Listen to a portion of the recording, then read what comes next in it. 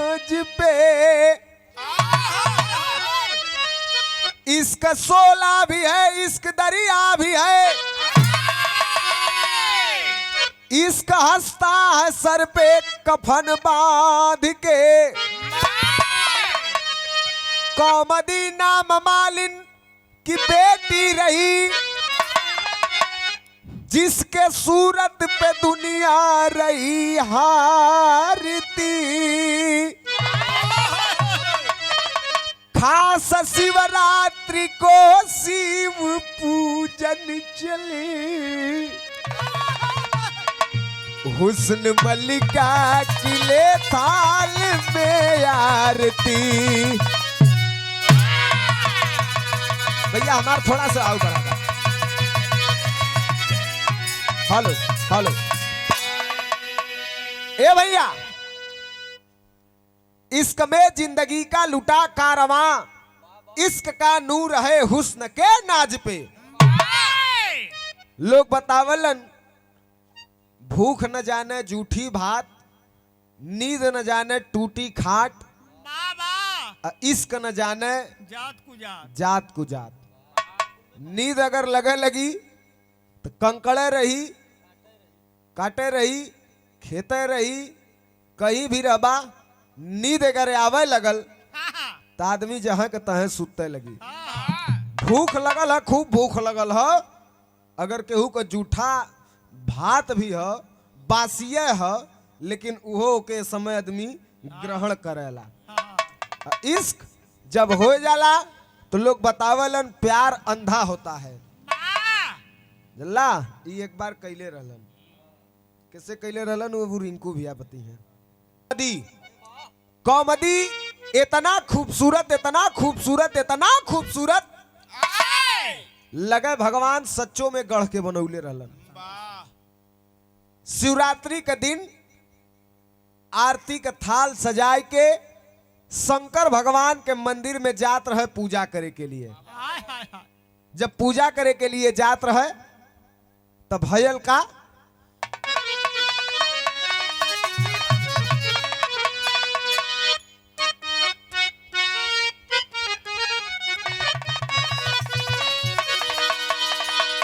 अरे नकाबे,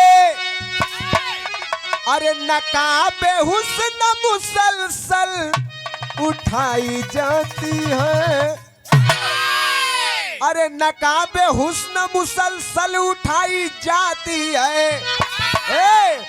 तो मैं पीता नहीं, अरे मैं पीता नहीं जबरी पिलाई।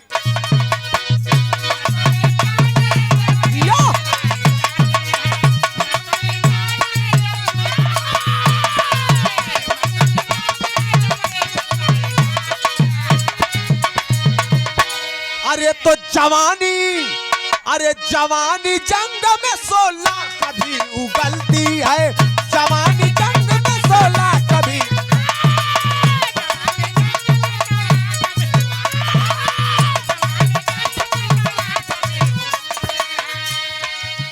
जवानी जंग में 16 कभी उगलती है।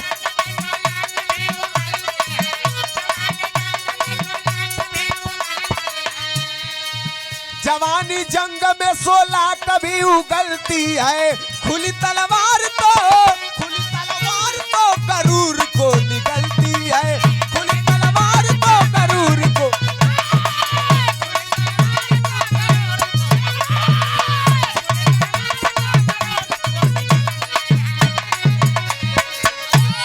ए भैया कौमदी जात शंकर भगवान के पूजा के लिए बगीचा में पहुंचल हो। लखनऊ का नवाब और उन नवाब का बेटा नुसहमा घोड़ा के टाप लगावत उ बगीचा में पहुंचल हो। और जब कौमदी के देखलस तो जनायल कि ओकरे छाती पे बिजली गिर गयल। टकटकी बांध के देखता रह गल के रे बाप रे बाप, ई स्वर्ग का परी, हुस्न का रानी, कैसे। ए भैया कहत का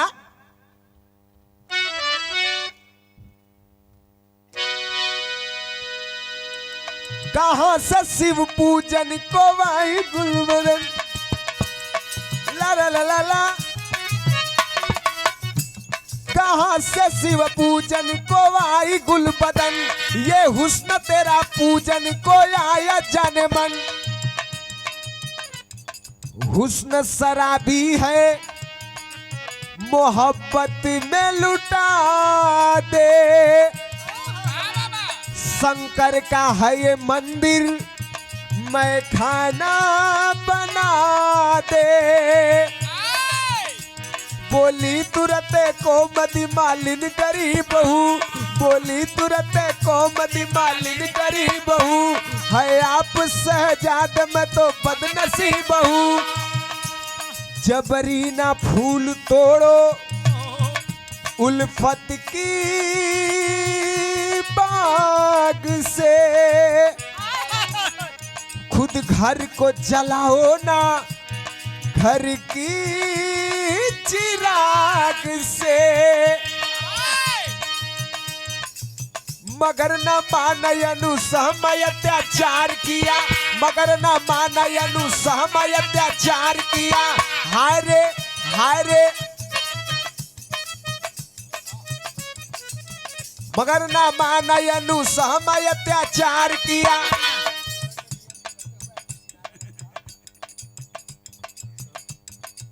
मगर न मानयनु सहमय अत्याचार किया।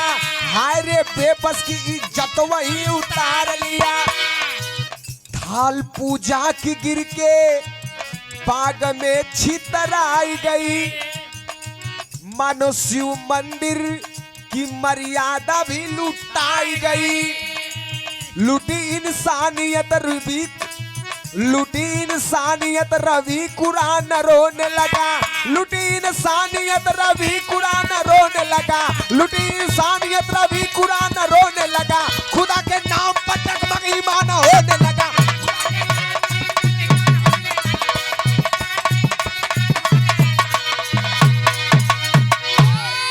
गोवाया जनमन हुस्न शराबी है मोहब्बत में लुटा दे, शंकर का है ये मंदिर मैं खाना बना दे।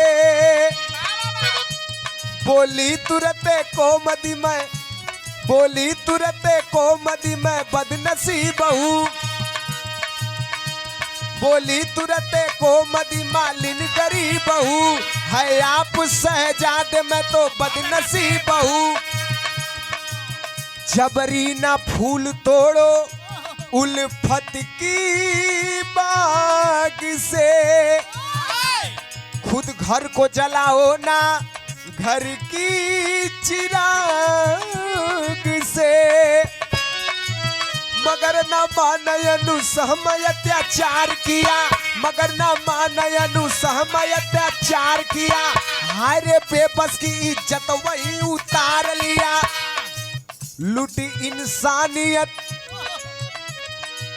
थाल पूजा के गिर के बाग में बिखराई गई, थाल पूजा के गिर के बाग में बिखराई गई, मानो शिव मंदिर की मर्यादा भी लुटाई गई। लुटी इंसानियत रवि कुरान रोने लगा, रवि लुटी इंसानियत रवि कुरान रोने लगा। खुदा के नाम पर जगमग ईमान होने लगा, खुदा के नाम पर।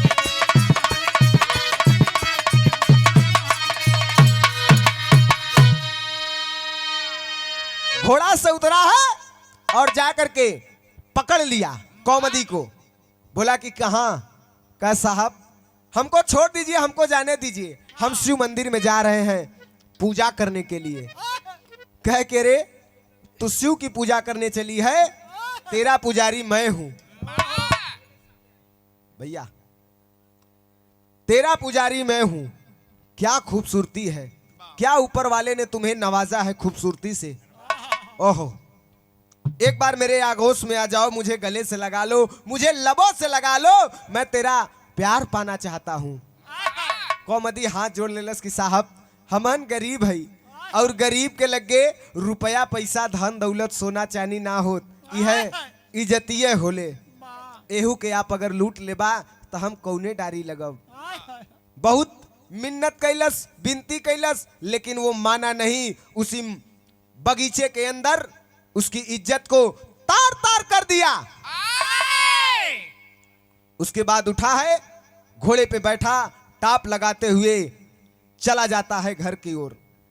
फटल चिथल कपड़ा में अपने आप के खुद के समेट ले आइल बा घरे, अपने बाबू के सामने रोवत है। गीत लगल,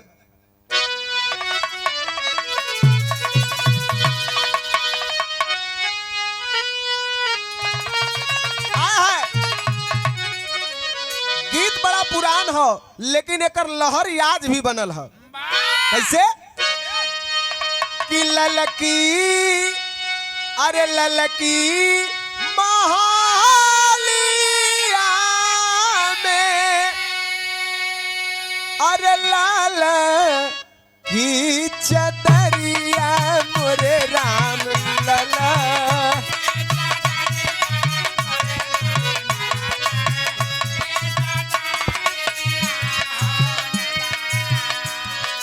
ए राम लाल की हो चौदरिया, ए हो राम लाल की हो चौदरिया, मनवा मोहला हो राम।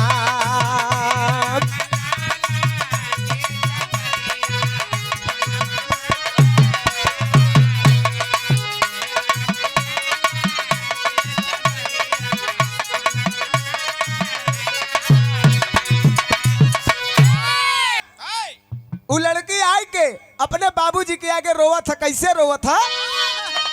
अरे फटही, अरे फटही लुगारिया में, अरे रोवे ली जतिया मोरे राम रोवे।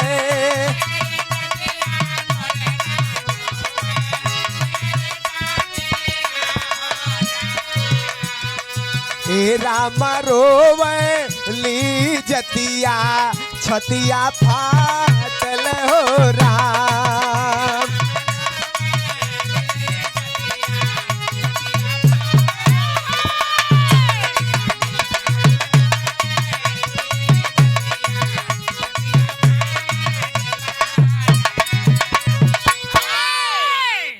ए भैया बाबूजी से कहलस कि बाबूजी अब हम ना जियब। कहला काहे ना जियबू? कहे कि हमार इज्जत लुटा गई, अब हमार कुछ बचल ना है, अब हम जी के करब का? हम कुआं में कूद के अपन जान दे दे। बाबूजी समझावत हो, रुको रुको रुको, धैर्य रखो। लेकिन लड़की जिदी आइल है ना, हमार सब लुटा गल बाबूजी, अब हम ना रहब। का कहलस टेरी में कहे के हम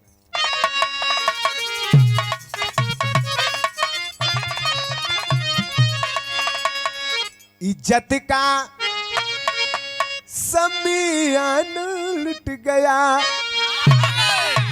ये हमारे बुल्लू गुरु का स्टाइल है। कोशिश हो, हाँ कोशिश हो, न तो कोई रामदेव गुरु न तो कोई बुल्लू गुरु भयल ना। जे रामदेव बुल्लू बने के कोशिश कैला सो उल्लू भी हो गया। उल्लू बोल तो चल भी गल। खाली प्रयास हो, अगर लह जाए तो ठीक ठीक, नहीं तो फिर क्षमा करिया। आप लोगन का आशीर्वाद रहे। बुल्लू गुरु कहा है, कहे कि अरे मोरे राम, अरे सावरी, अरे जोगियो,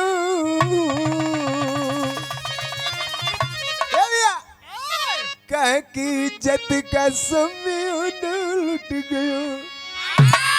अरे सावरी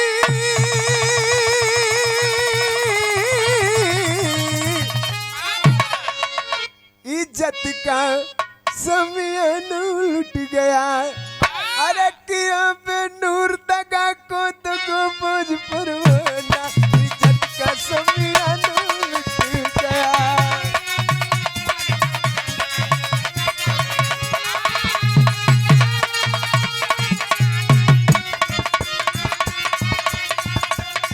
एक लाइन और कहा है, अरे जी मत डांस नो मेरी गुजरिया, अब इधर गोरी तोरी कचरी मेरिया।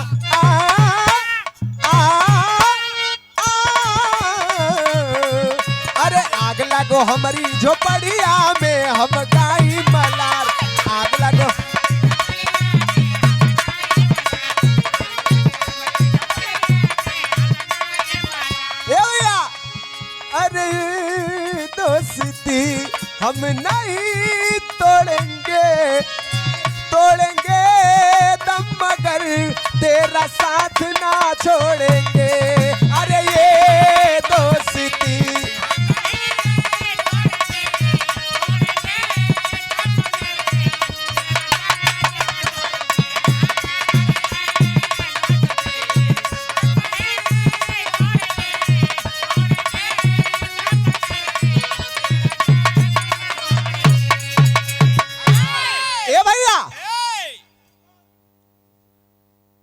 कि हम ना जियब अब हमके खुद खुशी करके मर जाएदा।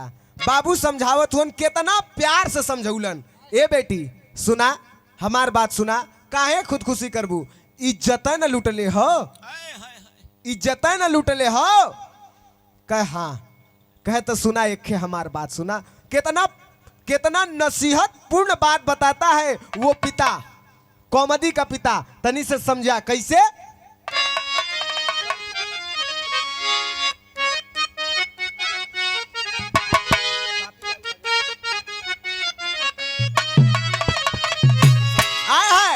तर्ज बड़ा पुरान हो लेकिन आज भी अगर गादा तो आदमी के जबान पे ही गीत हो। कैसे कि लाल लाल होठुआ, अरे लाल लाल होठुआ से बरसले ललैया हो कि रस चुएला, हो कि रस चुएला।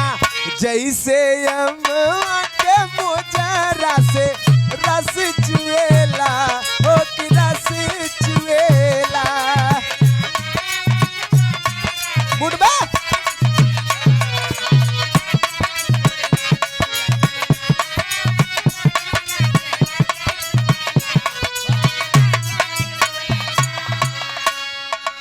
ए भैया, लेकिन वो बाप वो पिता अपने बेटी के समझावत है। सुना जान मत दा, हमार बात सुना का भल दावत हुन। ए बेटी जान मत दा, सुना सुना। अरे देलू काहे जान आजी, अरे देलू काहे जान आजी, बाबू समझावे हो दुलारी बिटिया, हो दुलारी बिटिया। ई गरीबिया कुल करावे हो दुलारी बिटिया, हो दुलारी बिटिया। ई गरीबिया कुल करावे हो दुलारी बिटिया। वाह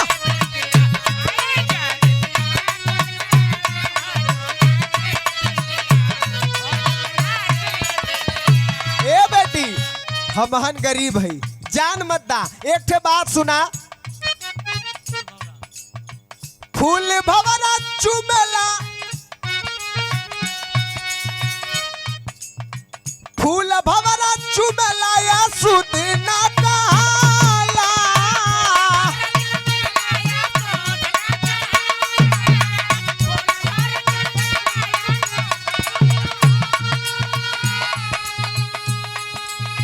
वह फूल देवी जी के सर पे चढ़ी जाला,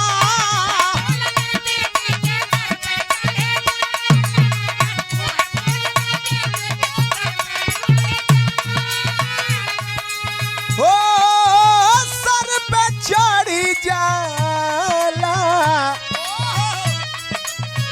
आवेला खुशबू, आवेला खुशबू, फर्क नहीं आवे हो दुलारी बिटिया, हो दुलारी बिटिया। ई गरीबिया कुल करावे हो दुलारी बिटिया, हो दुलारी बिटिया।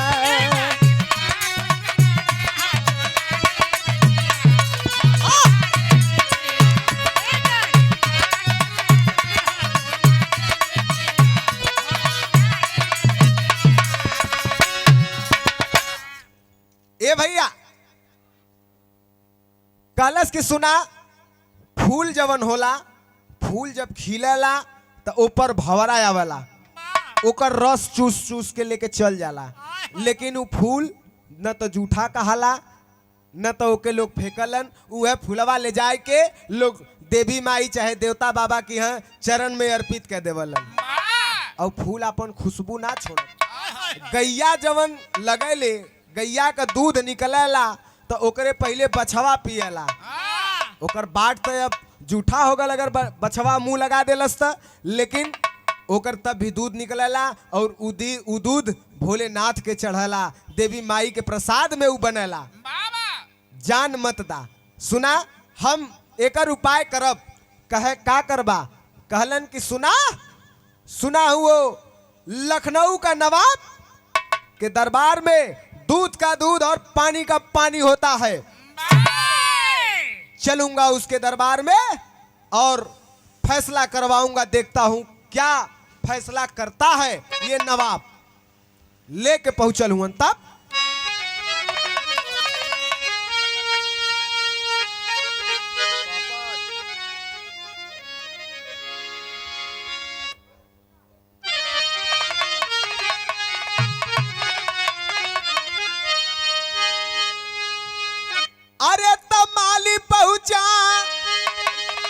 माली पहुंचा साह के समनवा अखिया बरसले आरो के कहे साजादा के समन अखिया बरसले। जैसी इज्जत होती मालिक पहुंच गया है अपने बेटी कौमदी को लेकर के दरबार में खड़ा है। फटल चिथल कपड़ा में लड़की झरझर रोवत हो, अपने आप के समेटले हो, डरल वही दरबार में एक तरफ खड़ा हो और रो रहल हो।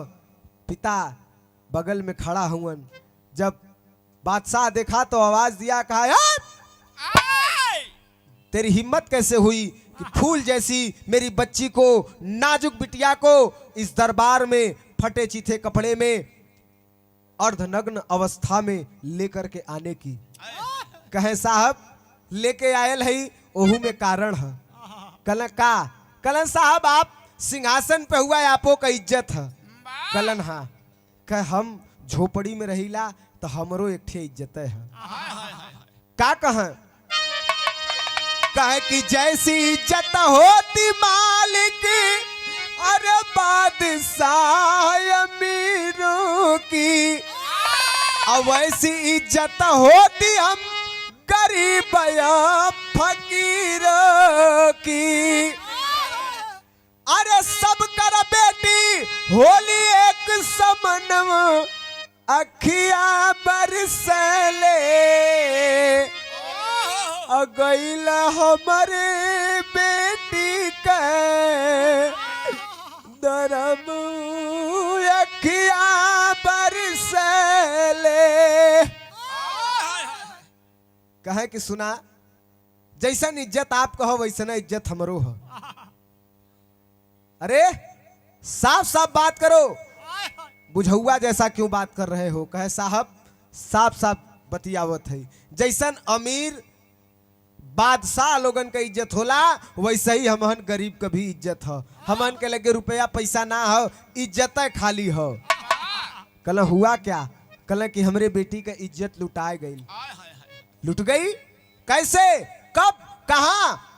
कहे कि साहब सवेरे सवेरे हमार बच्ची थाल सजा के बगीचा में शंकर भगवान के मंदिर में पूजा करे के लिए जात रहल है।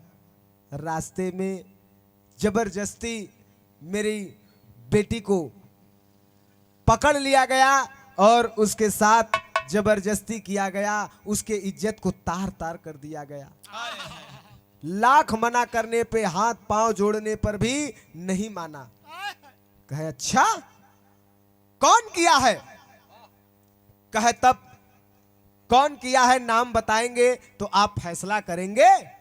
कहे हाँ बिल्कुल करेंगे, बताओ।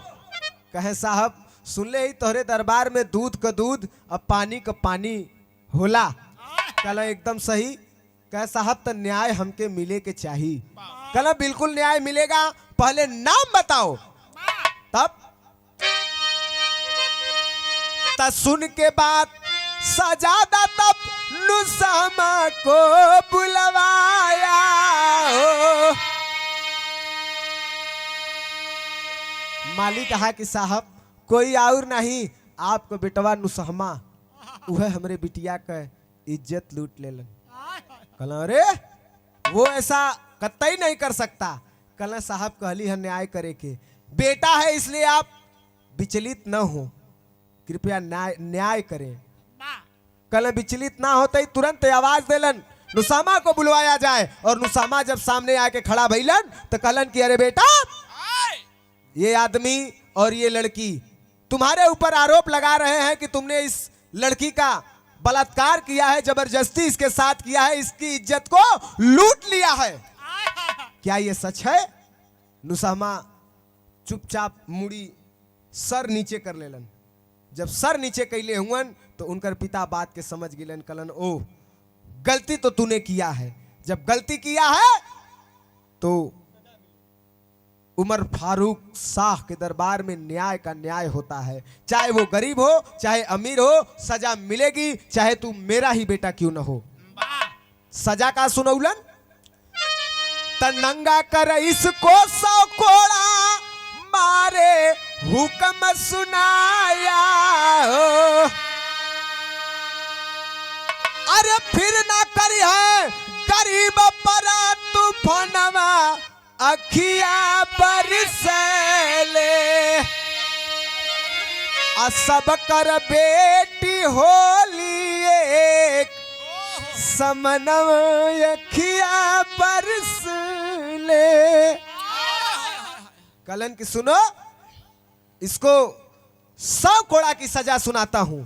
100 कोड़ा एकदम शरीर से कपड़ा उतार दिया जाए, एकदम नंगा करके इसको 100 कोड़ा मारो, यही इसकी सजा है, मेरा हुक्म है। तरा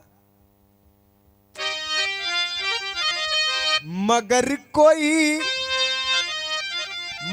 कोई कोड़ा मारन को हुआ नहीं तैयार, अरे तुरंत शाहजादा का सब कपड़ा दिया उतार, इज्जत का समीउन जल गया, तक कोड़ा लगे मारने झंखन लगा जमा। ए भैया, कोई कोड़ा मारे के लिए तैयार ना है, सब सोचे थे कि बादशाह का बेटवा हो, अगर ऐसा न हो कि अब ही मार देवल जा, बाद में ही कोहा जाए, अमनो के सजा सुनाए दे, केहू तैयार ना हो, कोई लगे ना जात हो। बादशाह बोले कि अरे मारो। कहला कि साहब आपको बेटा है, कैसे छुअल जा? कहा ओ तुरंत अपने सिंहासन से उठे और आकर के स्वयं कपड़ा उतार के हाथ में कोड़ा लेके मारे शुरू कैलन। तब अरे सा हमारा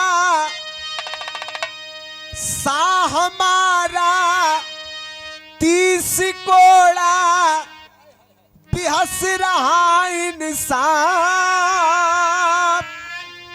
रोके शहजादा कहा अब्बा खुदा माफ। शाह उमर फारूक शाह 30 कोड़ा मारा है अपने बेटा पे, अनुसहमा के ऊपर, बादशाह के ऊपर। जब 30 कोड़ा मारा है, 30 कोड़ा गिरत गिरत गिरत गिरत हाथ जोड़ के रोवे लगल। कलश की बाबूजी सुना, ए अब्बा हम तुम्हारे बेटा है, अब माफ करा, छोड़ दा हमके। कैसे रोवत का कहत है, कह कि मेरे बाबा तू कोड़ा,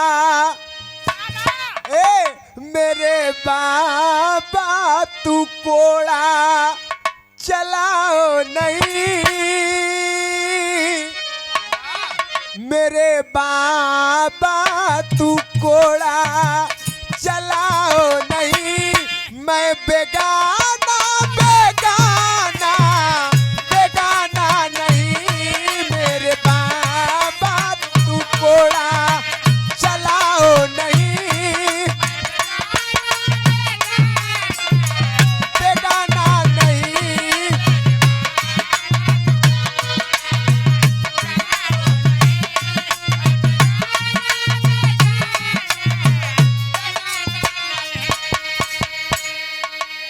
बेगाना नहीं हूं बाबा। अब्बा कोड़ा रोक दो, सुनो। जो देह को हमारी, जो देह को हमारी अब्बा हाथ से सवारे, बहता है उससे लहू, कोड़े के दर्द के मारे सूखती है जुबां मेरी, सूरत को अब निहारो। अब्बा जान एक काम करिए, मारना है मार लीजिए, लेकिन एक काम करिए। सूखती है जुबां मेरी, सूरत को अब निहारो, सूरत को अब निहारो। बस एक लोटा पिला के पानी, फिर बाद में कोड़ा मारो। एक लोटा पिला के पानी, फिर बाद में कोड़ा मारो।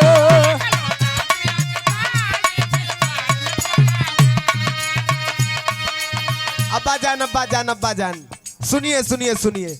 ई देह ई शरीर तोहरही खियावल पियावल है, तो ही सिंचले हुआ बड़े प्यार से।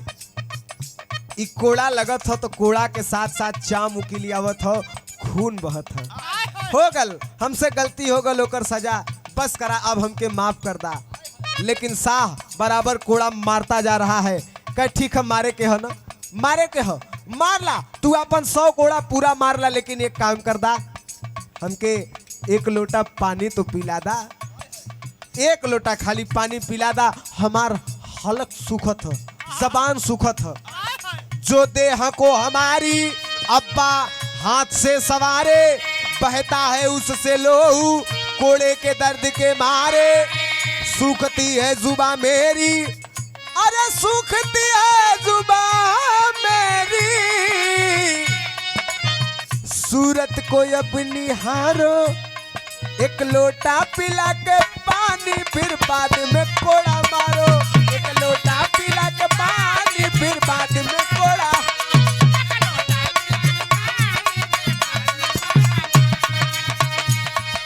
हो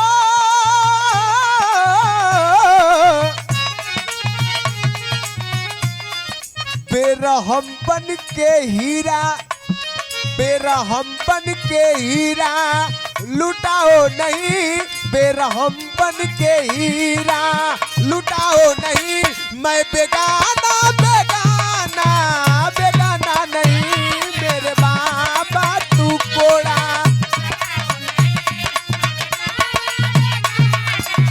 बेगाना नहीं,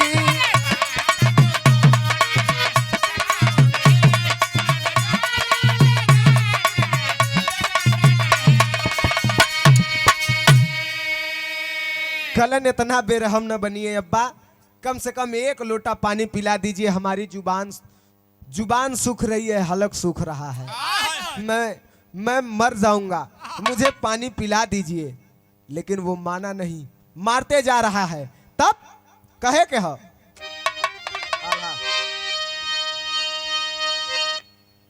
अरे तड़पले मछरिया भइयो जैसे बिना पनिया,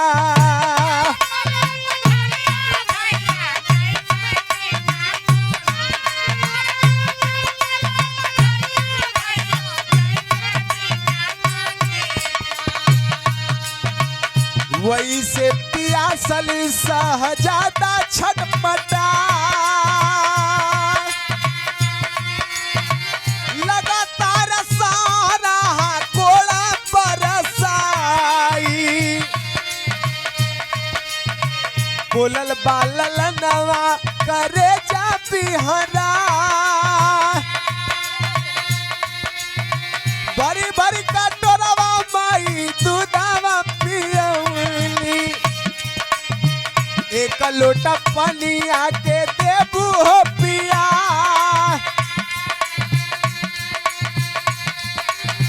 मोहिया में अम्मा झट से लेके अइली पनिया, साह फटकार दिया उनको भागा,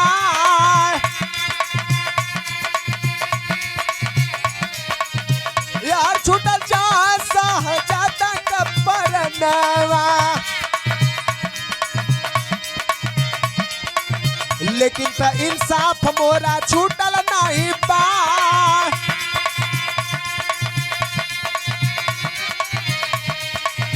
तबले 50 कोड़ा गिरल देहिया पे, तबले 50 कोड़ा। मर गए सहजादा माता रही छटपटा। देखलस कि पिताजी हमके पानी ना देत हुन, बगल में खड़ी हमार अम्मा है, माई के तरफ ताक के आंख में आंसू लिए माँ से कह रहा है कि माँ, बचपन में कटोरा भर भर के दूध पियौले हो, तोहार दूध पी के हम जवान भल है, एक लोटा हमके पानी पिया दे तू, तोहार बड़ा उपकार हो।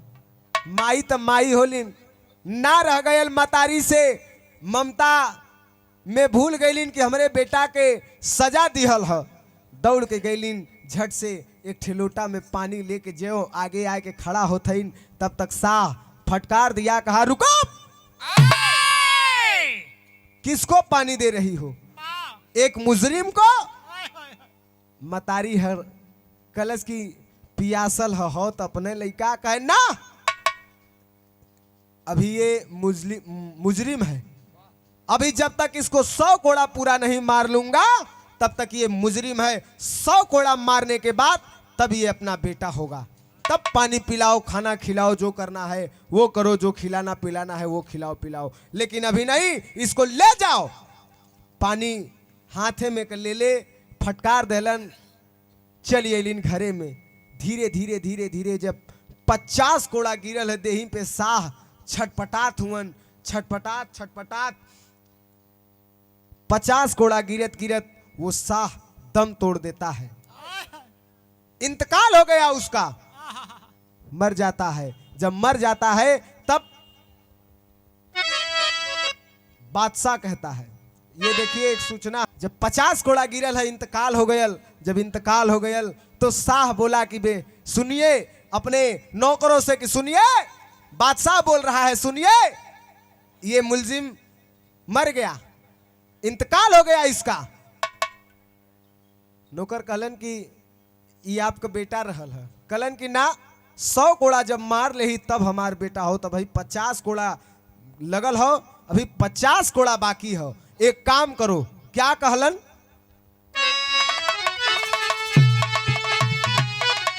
अरे कर दो इसे दफन, कर दो इसे दफन, साह बोला बखला, त झंखन लागी सब नगरिया, जनाजा चल पड़ा।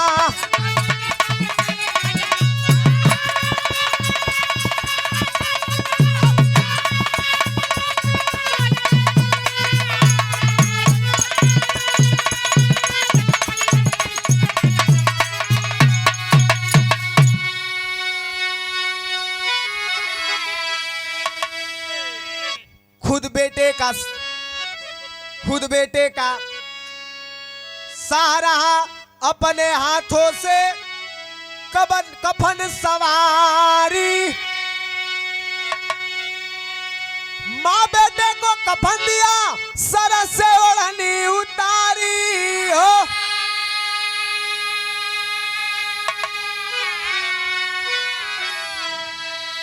गम से भी जलवा नजरिया, जनाजा चल पड़ा।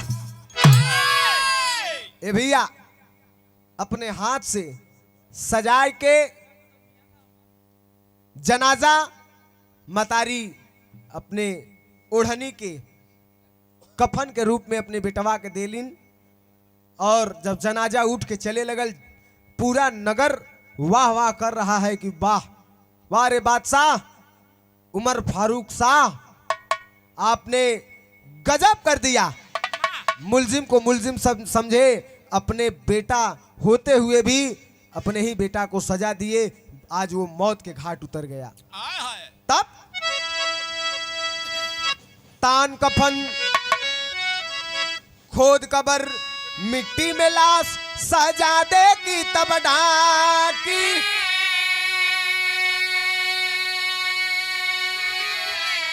अरे कहा साहब 50 घोड़ा सजाए भी है बाकी, तुम्हारा बेटा के कबरिया जनाजा चल पा।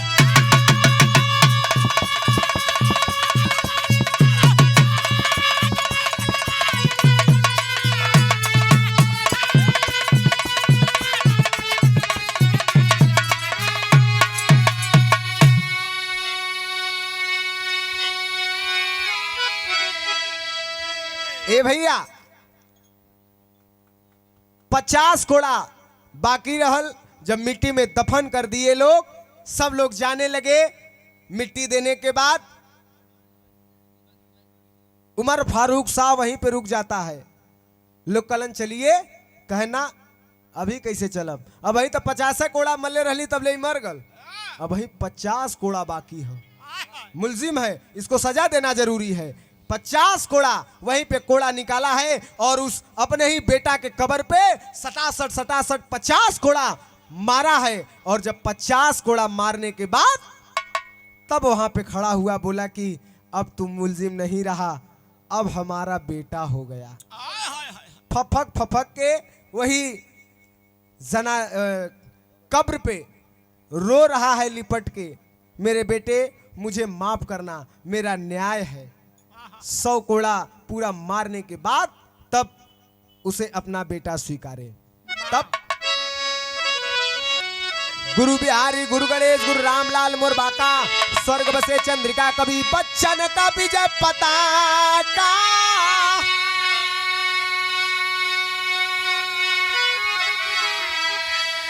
इज्जत का समियाना जल गया, इज्जत का समियाना जल गया, परमद प्यारे लाल विजयी का नया तराना।